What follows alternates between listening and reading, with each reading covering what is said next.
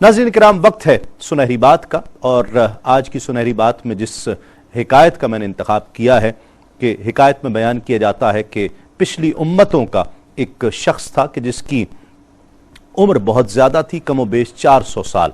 किसी हादसे की बिना पर अपने तमाम घर बार से वो जुदा होकर एक किसी जजीरे पर आकर आबाद हो जाता है।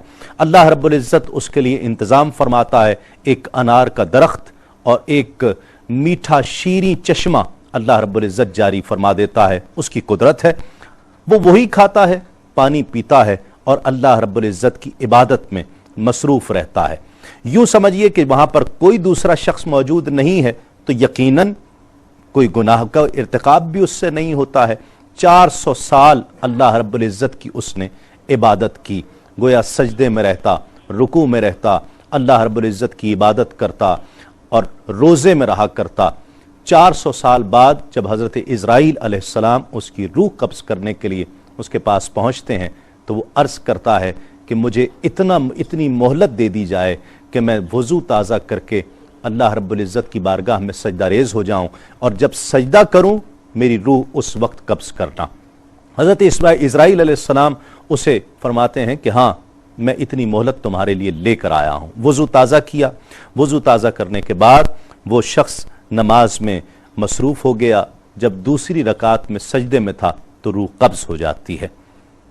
हज़रत जिब्राइल अलैहिस्सलाम हुज़ूर नबी पाक सल्लल्लाहु अलैहि वसल्लम से अर्ज़ करते हैं कि या रसूल अल्लाह, जब हम आसमानों से गुज़रते हैं तो उसी तरह से वो सर बसुजूद है, उसका जिस्म उसी तरह से वहाँ पर मौजूद है, हम आते जाते उसे उसी तरह सर बसुजूद देखा करते हैं।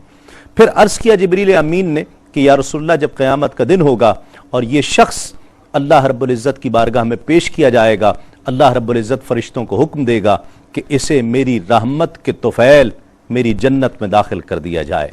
वो शख्स सवाल करेगा कि मौला, तेरी रहमत के सबब मैंने तो कोई बुरा काम नहीं किया है, मैंने तो कोई गुनाह का काम नहीं किया, हमा वक्त तेरी इबादत में रहा, तो तेरी रहमत के तुफ़ैल, क्या मेरे आमाल ऐसे नहीं हैं कि मैं जन्नत का मुस्तहिक ठहराया जाऊं?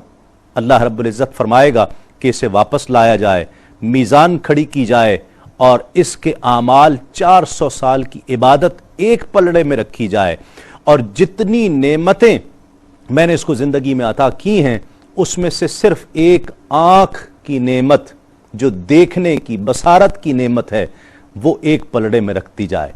पलड़ा भारी हुआ।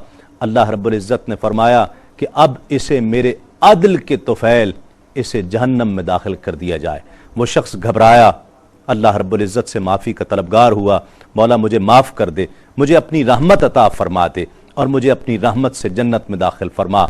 अल्लाह रब्बुल इज़्ज़त ने फ़रिश्तों को हुक्म दिया कि इसे मेरी रहमत के तुफ़ैल जन्नत में दाखिल कर दिया जाए। उलमाए किराम ने हिकायत से ये सबक दिया है कि कभी भी अपने आमाल पर ज़ोम नहीं करना चाहिए, हमेशा रब की रहमत के तलबगार रहने चाहिए है, अल्लाह रब्बुल इज़्ज़त की रहमत मांगते रहना चाहिए है, अल्लाह रब्बुल इज़्ज़त से उसकी रहमत के तलबगार रहें कि वो अपनी रहमत फरमा दे तो हम सब कुछ हैं।